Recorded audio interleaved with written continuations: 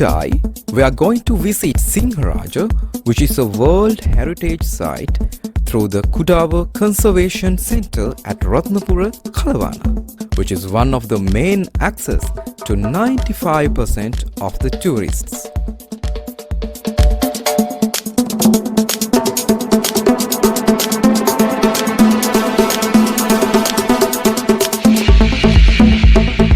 In 1989, Sinharaja rainforest was declared as a natural world heritage. It was the first time that a place declared as a world heritage in Sri Lanka. Sinharaja forest is located along the boundaries of Ratnapura, Galle and Mathura district. We need to get a ticket before we go into the forest. Before we left, we see the preparation of our guide in this way. It seems difficult to save from surveyor, otherwise the leech. While using Kudawa entrance, we can visit three main locations. One is the giant Navada tree. The second one is the Mulavella and Gallenjaya. So, let's go!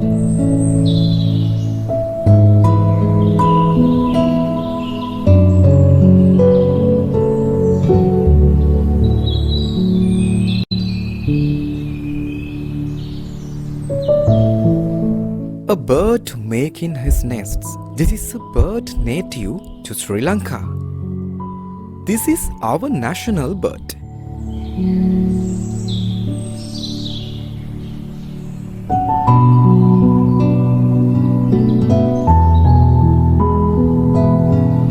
Sinharaja වනාන්තරයට පිවිසෙන අයකට ඉතා පහසුවෙන් ලැබිය හැකි මෙම ශාකය ලංකාවට ආවෙනික ශාකයක් වන අතර ඒ විද්‍යාත්මක නමින් ශෝරයා ස්ටිපියුලාරිස් යන නමින් හැඳින්වෙන්නේ යෝධ නවද ගස යනුවෙන් සිංහල නාමය ලෙස හැඳින්වෙන්නේ වට ප්‍රමාණය මීටර් 21ක් වන අතර මීටර් 140ක් පමණ උසකින් යුක්තය.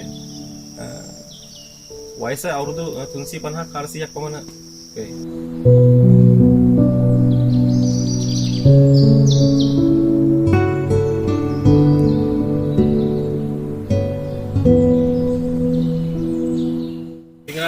සිංහරාජ වනාන්තරය ඇතුළට ආවට පස්සේ මුලාවැල්ල කඳුමුදුනට අපි ගමන් කරන විට හම්බ වෙන එක දොළ මාර්ගයක් තමයි මේ අපි හම්බුලා තියෙන්නේ. ඒකට කියන්නේ හල්මන්දිය දොළ මාර්ගය කියලා.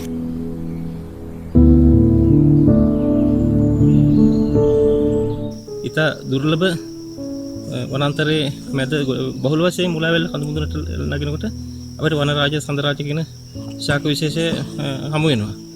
මේ තියෙන වනරාජ කියන ඉතා දුර්ලභ ඖෂධීමය වටිනාකමේ ශාකයක්. සිංහරාජයට පිවිසෙන කුඩව පිවිසුම් මාර්ගයේ සිට පැමිණෙන විට කිලෝමීටර් 5ක් පමණ දුරක් ගෙවාගෙන මේ එනකොට මේ කඳුමුදුන හමු වෙනවා.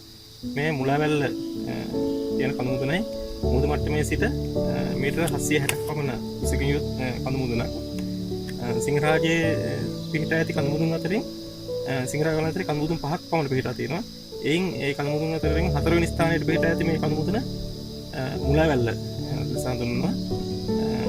ඒ කඳුමුදුන් අතරින් තියෙන ඉතා අලංකාර වටපිටාවෙන් යුත් කඳුමුදුනක් තමයි මේ සිංහරාජ වනාන්තරයේ මුලාවැල්ල කියන කඳුමුදුන.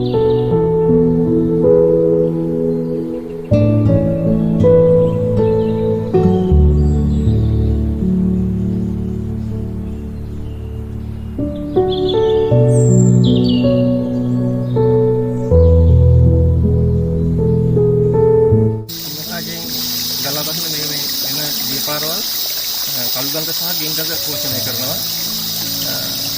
සිංහරාජ වනාන්තරයට මිලිමීටර් 2500ක 5000ක පමණ වර්ෂාපතනය වාර්ෂිකව ලැබෙනවා. ඉතින් මේ ලැබෙන වර්ෂාපතනය අනුව නිරන්තරයෙන් මේ ගංගාවල මේ දියඇලිවල වතුර එකසේ පවතිනවා.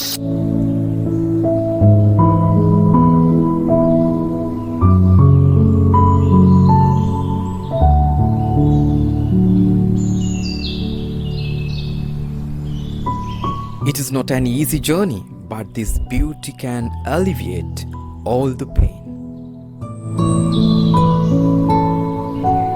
He's a pretty innocent snake, a native of Sri Lanka with a neutral poison.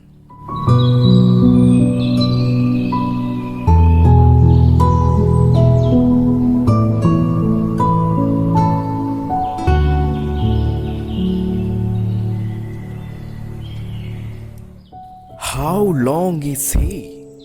This is the giant earthworm.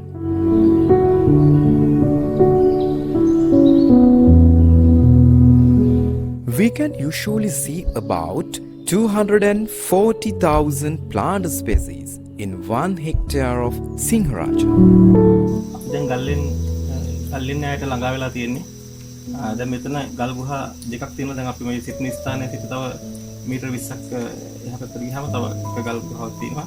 ඊට පස්සේ තව ගල්ලෙන් දෙකක් මේ ගල්ලෙන් එහා පැත්තට ගියාම තව අපිට ගල්ලෙන් දෙකක් දැකගත හැකි වෙනවා. ඒ වගේම මේ දැන් මෙතන මේ ගල්ලෙන් න්‍යායක් තව ගල්ලෙන් කීපයක් මේ කන්ද උඩට යන්න තියෙනවා. ඒත් ඒවට අවශ්‍ය මාර්ග සකසලා නැහැ. ඒ ආරක්ෂාව තුනක් තමයි ඔය සකසලා නැත්තේ. අපිට මේ සිංහරාජයේ ගල්ලෙන් න්‍යායට ගල් ගුහාව තුළට ඇවිල්ලා ඉන්න.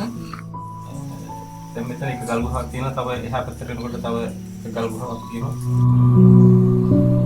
ඊළඟ ගල්ලෙන් තුළ දැන් ළඟා වුණා. දැන් මේ ගල්ලෙන් පියුසියට පසු මේ ගල් ගුහාව ඇතුලෙන් අපිට එහා පැත්තේ තවත් ගල් ගුහාවක් දැක ගන්න පුළුවන්.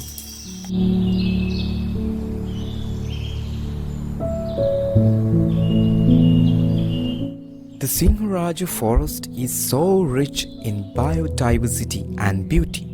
However, the surrounding forests of the Sinharaja forest are threatened present.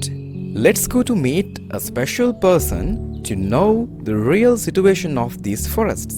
සිංහරාජය මිනිසා සහ ජෛවගෝලීය රක්ෂිතයක්. මිනිසා සහ ජෛවගෝලීය රක්ෂිතයක් කියලා කියන්නේ ඒ ජෛවගෝලීය ක්‍රියාකාරකම මානව ක්‍රියාකාරකම ඒකාබද්ධව සලකන විට මිනිසෙකුට සිටිය හැකි තාමත් හොඳම පරිසර පද්ධතියේ එකී පරිසර පද්ධතිය ලෙස අපි හඳුන්වනවා. සිංහරාජය කුරුළු අධ්‍යයනය සඳහා එහෙම නැත්නම් පක්ෂීන් අධ්‍යයනය සඳහා ඉතා විශාල සංචාරකයන් පිරිසක් පැමිණෙන ප්‍රදේශයක් විදිහට සිංහරාජය ලෝකයේ පුරාම ප්‍රසිද්ධ වෙලා තිබෙනවා. සිංහරාජ වනාන්තරයේ අවට තිබෙනා වූ පරිවාර වනාන්තර විනාශයට පත් වෙමින් තිබෙන බවට බොහෝ තැන්වල අතාවහයි. මේක ඇත්තටම තර්ජනයක් තමයි. සිංහරාජ රක්ෂිත වනාන්තරයේ තිබෙනා වූ පරිවාර කලාපීය වනාන්තර වර්තමානයේදී මිනිස් ක්‍රියාකාරකම් නිසා යම් තර්ජනයකට පත්ව තිබෙනවා. සිංහරාජ නැරඹීමට යන විවිධ සංචාරක කාණ්ඩ සිංහරාජ වනාන්තරයේ පමණක් මේ පරිවාර කලාපීය තිබෙනා වූ වනාන්තර නැරඹීමට පවා යනවා.